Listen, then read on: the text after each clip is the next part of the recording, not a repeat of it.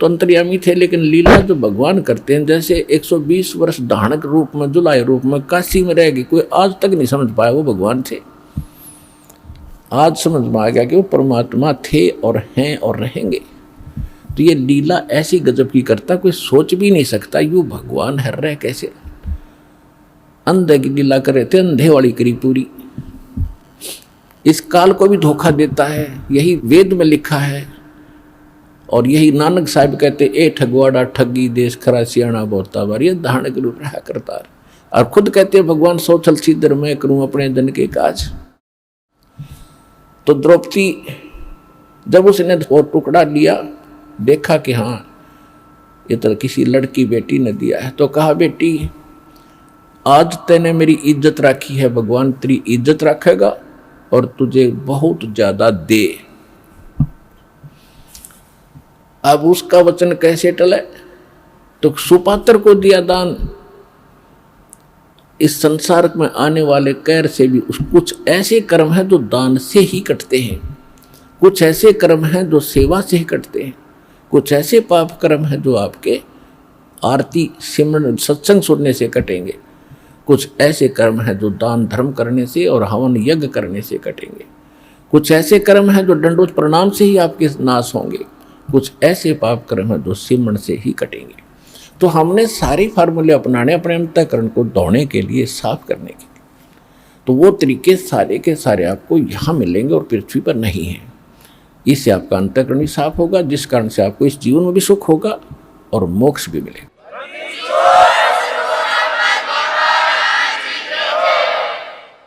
अब द्रौपदी का विवाह हो गया अर्जुन से और पांडव हार गए जुए में, और द्रौपदी को नंगा करने का प्रकरण आपने खूब सुना। दुशासन को आदेश दे दिया दुर्योधन ने कि इसको नंगा कर दे बड़ी सभा में और इसका चीर उतार दे, हम अंधे हैं। द्रौपदी ने एक कुवचन कहा था, जिसमें राजा युधिष्ठिर ने एक शीश महल बनाया था शीशे का, और दुर्योधन को न्योता दिया था भोजन के लिए। ये गया तो इसकी टक्कर लगी शीशे में, दिखा कौन, यू गिर गया। द्रौपदी आई थी पानी लेकर के सिर पे मटका भर के,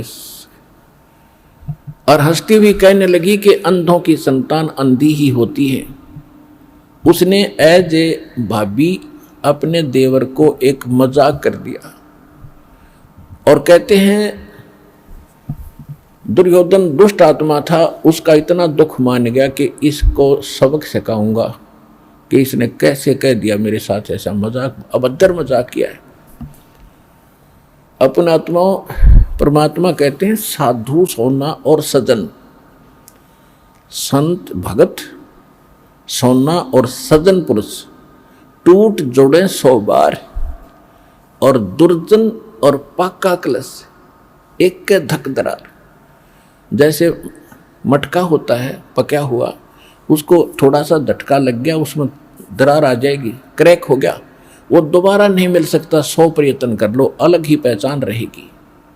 इसी प्रकार दुष्ट व्यक्ति एक बार थोड़ा सा भी कोई बात होगी, वो कभी वैसा नहीं हो सकता, वो अपना कुबद मन में जरूर रखेगा, बकवाद करे बिना रह नहीं, उसमें इतना दोष होता है। और भगत संत साधु और सोना और सजन, सजन पुरुष भद्र पुरुष टूट जोड़े 100 बार। जैसे सोने का आभूषण बना दिया, अलग अलग टुकड़े कर दिए, फिर उसको दोबारा आभूषण बनाया जाता है, निशान भी नहीं रहता ये कौन था, वैसा ही बन जाता है। ऐसे साधु संत कभी कवासुनी हो जाती है तो मन में दोष नहीं रखते, ईर्षा नहीं रखते, उसको बदले की भावना नहीं रखते, और फिर मिलते हैं तो वैसे ही हो जाते हैं जैसे कभी कुछ हुआ ही नहीं। और दुर्जन, दुर्योधन दुर्जन था, एक के धक दरार, उसमें इतना क्रैक आ गया, वो मिटा नहीं, अपना नाश करा के टिका, सर्वनाश कराया उसने। अब उसी आधार से उसने कहा कि दुशासन अब इसको नंगा कर सुबह में, हम तो अंधे हैं और अंधों की संतान है, हम कुछ देख थोड़े सकेंगे इसके अंग को, नंगा कर इसको आज। अब द्रौपदी, वहां कौन कौन विराजमान थे पुण्यात्मा, महाभारत पढ़ा करते आप, इसको बड़ा अनमोल ग्रंथ जान के, इसके अंदर जो इन पात्रों का जो गलत रोल था, किसी का नहीं धरती पर हमने देखने नहीं मिला। भीष्म पितामह, द्रोणाचार्य और कर्ण, ये तीन ऐसे योद्धा थे जिससे सब कुछ कांपते थे। दुर्योधन भी कांपता था और वो सारे सभी कौरव कांपते थे। लेकिन उस सभा में वो सारे बैठे और विदुर भी विराजमान था। विदुर जो कौरव पांडवों का चाचा था। अब वहां पर जब उसको नंगा करने लगे, द्रौपदी ने सबसे पुकार की। पहले तो ये सोचा कि ऐसी गलती कैसे कर देंगे, सारी सभा में मुझे नंगा कैसे कर देंगे। भीष्म पितामह जैसे बैठे हैं दादाजी, और साथ में ये बैठे द्रोणाचार्य गुरुजी, और कर्ण जैसे महापुरुष अक्षत्रिय विराजमान है, ये कैसे गलती करेंगे। तो जब सबकी तरफ देखा, दुशासन ने उसका पल्ला पकड़ दिया नंगा करने के लिए। किसी ने भी यूं नहीं कहा तुम क्या कर रहे हो मूर्ख हो, ये क्या कर रहे हो, कैसा जुल्म कर रहे हो। अपने पति पांचों पांडवों की तरफ देखा, क्योंकि वो हार चुके थे, वो बंध चुके थे, नीची गर्दन कर ली। अब द्रौपदी ने देखा कि तो सब फेल हो गए। तो जिसको तू आसरा मान बैठी थी, जिनको सहारा मान रही थी, ये तेरी मदद हेल्प करेंगे, तो ये तो फ्यूज हो गए सारे। तो यहां परमात्मा ने कहा कि उस समर्थ की रीढ़ छुपाई कुल कुटुंब तेराता। अब इन संसारिक लोगों से तू अपनी कल्याण चाहता है, इनसे मदद मांग रहा है, ये मदद नहीं कर सकेंगे। समय आने पर भगवान ही मदद करेगा। और वो कैसे करेगा, यदि तूने उसके अनुकूल कोई ऐसा कर्म किया होगा तो करेगा। अब उस समय उस सभा में एक व्यक्ति था जिसको हम पंचायती कह सकते हैं और एक धर्मपुत्र कह सकते हैं, विदुर। विदुर ने खड़ा होकर कहा, करे भले आदमियों, तुम क्या करने जा रहे हो, कुछ दुर्योधन अकल से काम ले। बाहर के लोग तुम्हें क्या कहेंगे, अपनी इज्जत अपने हाथों उतार रहे हो। तुम एक ही दादा की संतान हो, तुम अलग अलग नहीं हो। विदुर कहे ये बंधु तुम्हारा, ये पांडव भी तो आपके ही चचेरे भाई हैं। विदुर कहे ये बंधु थारा, एक कुल एक परिवारा, और तुम ये ऐसा जुल्म ना करो, अपनी इज्जत आप ही उतार रहे हो। और कहते जब विदुर ने उनको मना किया, रोकना चाहता, थप्पड़ मारा, उसके मुंह पर थप्पड़ मारा कि तू तो पांडवों का चमचा है, सदा इन्हीं की ओर बोलता आया, जबकि नाते में वो चाचा था, सगा चाचा। कहते हैं विदुर के मुख पर लगा थपेड़ा, तू तो इन पांडवों का चेहरा, इनका चमचा है, नौकर। तू तो है बांदी का जाया, तू बांदी से पैदा हुआ है, इसलिए तेरे अंदर अक्षत्रिय वाले गुण नहीं है। तू इतनी ही बोधी बात कहता रहा। तू तो है बांदी का जाया। जब ये शब्द उसने कहा, दुशासन ने, कहते हैं भीष्म, कर्ण और द्रोण मुस्काया। अकल देखो उन महापुरुषों की, पंचायत में बैठे हैं और एक लड़का अपने चाचा का थप्पड़ मार रहा है और उसको अपशब्द कह रहा है, और वहां वह बैठे मौजूद व्यक्ति हंस रहे हैं, मुस्कुराए वो। जबकि उन्होंने खड़ा होकर कहना चाहिए था, निकम्मे, खबरदार, देते ने अपने चाचा का हाथ लगा दिया, सारी नैतिकता नाश कर दी तूने। और वो इसके विपरीत उन्होंने ना कुछ टोका टाकी की, ना ये कहा तू ऐसा ना करो, बल्कि ये शब्द सुन के कि तू तो है बांदी का जाया। भीष्म, कर्ण और द्रोणाचार्य गुरु कहते मुस्काए, हंसे। और वहां एक था भक्त, एक था पंचायती।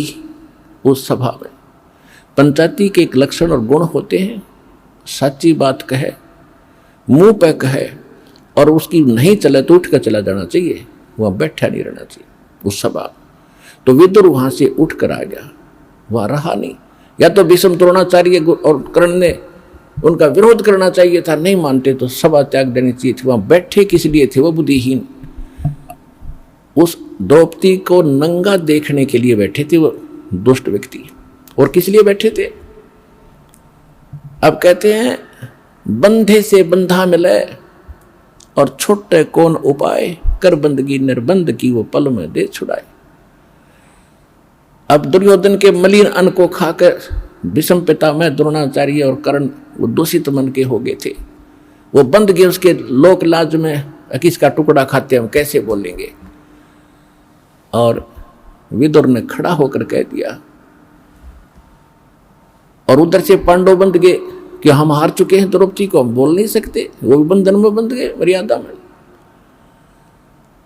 पुण्यात्मा, जब यह जीव इन संसारिक लोगों से अपना आस्था हटा लेगा, एक उदाहरण शब्द लेना यहाँ पर, जब तक आप किसी राजनेता या अन्य किसी अपने धनी रिश्तेदार से आशा रखते हो अपने किसी वस्तु की, भगवान साथ कम देगा। जब आप उनसे हटकर केवल एक परमात्मा में आस्था रखकर सच्चे दिल से पुकारोगे तो पता नहीं क्या कर दे एक पल में।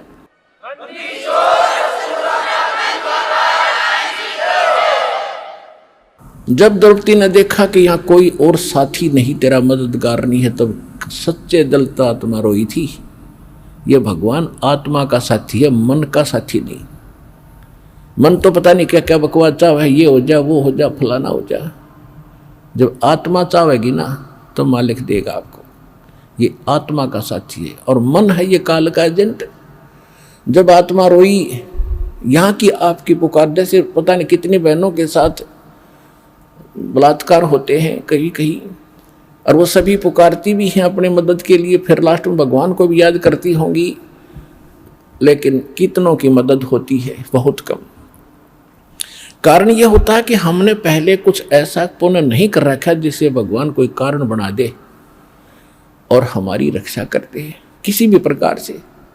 तो द्रौपदी का मालिक ने पहले तो कारण बनाया, सौ छलछीदर मैं करूं अपने जन के काज, जो जन मेरी शरण है ताका हूं मैं दास, और गेल गेल लाग्या फिरूं जब तक धरती आकाश। अब जैसे ये दास पहले हम रामकृष्ण के पुजारी थे, शंकर जी के पुजारी थे, बाबा श्याम जी हनुमान जी के पुजारी थे, और जो भी घर में सुख होता था हम ये कहा करते भगवान विष्णु ने कर दिया, बाबा श्याम जी ने कर दिया, हनुमान जी की दया होगी। जो सा भी याद आ जाता उसी को श्रेय दे देते थे, जो भी भगवान हमें याद आते थे। अब पता चला कि ये तो कुछ कर ही नहीं सकते। अब ज्ञान की रोशनी से पता चला कि करने वाला तो वही था।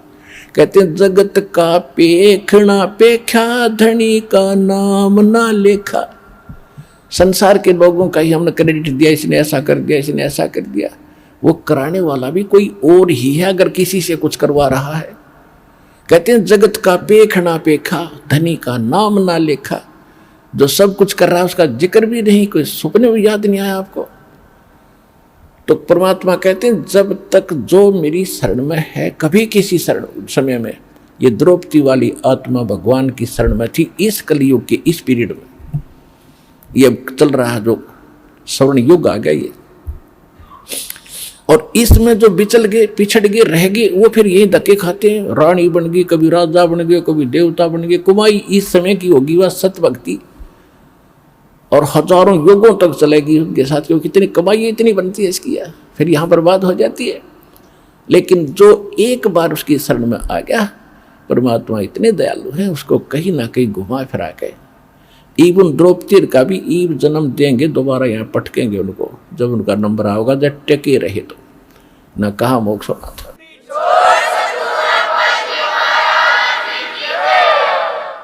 तो कहने का बात यह है कि जब आत्मा ने रोई हृदय से मालिक को, तो इसकी पुकार जाती है धर्मराज के दरबार में। और यहाँ एक विधान बना रखा है, कोई ना कोई गुरु पहले अवश्य धारण करते थे, गुरु के बिन भक्ति नहीं करते थे। पांडवों का गुरु थे श्री कृष्ण जी, तो श्री कृष्ण को गुरु भी धारण कर रखा था। अब इसकी पुकार गई वहां धर्मराज के दरबार में, उसकी खुल गई वहां सीढ़ी। उसने देखा धर्मराज ने कि देखो इस आत्मा पे आपत्ति आई है, मैं कोई रक्षा करा सकता हूं। उसने देखा कि इसने एक ऐसा दान कर रखा एक साधु संत को कपड़े का, इसका तो पता नहीं कितना क्रेडिट दिया जा सकता है। तो वहां से रिफ्लेक्ट होकर के श्री कृष्ण में आई वो नो की नो पावर मालिक की। और कृष्ण जी तो अपनी पत्नी रुक्मिणी के साथ शतरंज खेल रहा था, शतरंज का गेम खेल रहे थे महल में। जो ही उसने शतरंज डाली, उसमें बोलते हैं कच्चे 12 पक्के 18 पौ 12 जैसे भी उसके होते, तो 5 सेट डाले थे और बोलना था पौ 12 कच्चे 12 जैसे वो बोलते हैं खेलने में। उसी समय हाथ आकड़ गया उसका नो, और नो बोला अनंत अनंत अनंत। अब कृष्ण नहीं कर रहा था, वह परमात्मा की पावर उससे करा रही थी। अब रुक्मणी ने उसका हाथ पकड़ लिया कि अनंत अनंत क्यों बोल रहे हो, आगे आगे बोल, इस कच्चे 12 पक्के 12 कुछ तो बोलना था, ये ऐसे क्यों बोल रहे हो आप। तब उसने कहा कि रुक्मणी कर पकड़ा मुस्काई, गरीबदास साहिब जी की अमरवाणी से दास सुना रहा है। रुक्मणी कर पकड़ा मुस्काई, उसका हाथ पकड़ कर हंसने लगी। अनंत कहा मोह को समझाई, ये अनंत क्यों कहा इसका मुझे बता। अब कहते हैं दुस्शासन ने द्रौपदी पकड़ी और हमरी भगत सकल में सिखरी, जय हमरी भगत पिछोड़ी हुई तो हमरा नाम न लेवे कोई।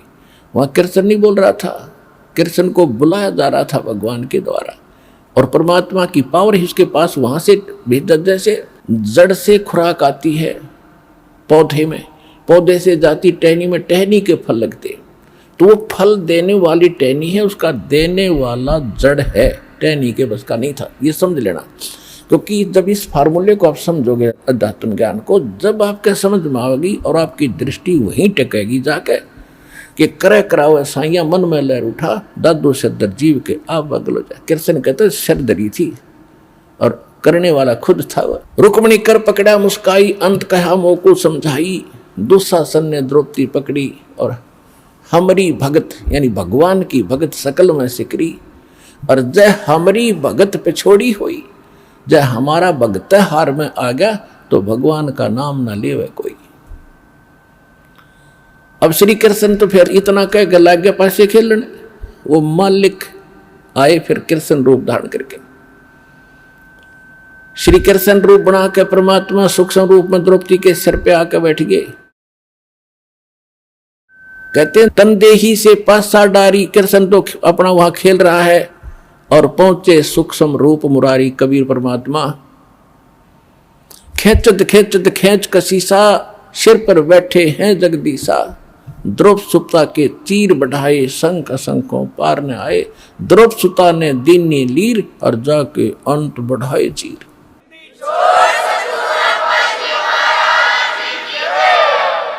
देते को हर देत है जहां तहां से आन, अनदेवा मांगत फिरो, फिर साहिब सुने ना का। फिर काफी समय के बाद जब श्री कृष्ण जी उनके घर आए, तब द्रौपदी ने पूछा कि हे भगवान, आपने मेरी ऐसे कौन सा मेरा शुभ कर्म आगे अड़ गया जिससे आपने मेरी इज्जत रखी। अब वो कृष्ण ने नहीं पता क्या हुआ, उसको तो बताया गया फिर कि आप ऐसे आए थे, मैंने आपको याद किया था, मेरी चीर हरण हो रहा था, आपने दया कर दी। तब श्री कृष्ण में भी को पिछले 3 लोग की ये कुछ शक्ति है, इनमें भी कुछ दिव्य दृष्टि होती है। इसने जब ध्यान मग्न होकर देखा कि कौन सा पुण्य इसको मिला, तब उसने बताया कि द्रौपदी, तूने एक बार जब तू कंवारी थी राजा द्रौपद के घर नहाने गई थी, और तूने एक साधु संत को एक बिलहात का एक छोटा सा टुकड़ा साड़ी का पाड़ के दिया था। उस महात्मा को दिए हुए फल, उस टुकड़े का फल आपको इतना मिल गया। ओए होए, जब उसको याद आया, रिमाइंड हुआ को, अच्छा हो इतने महापुरुष थे वो सूरदास।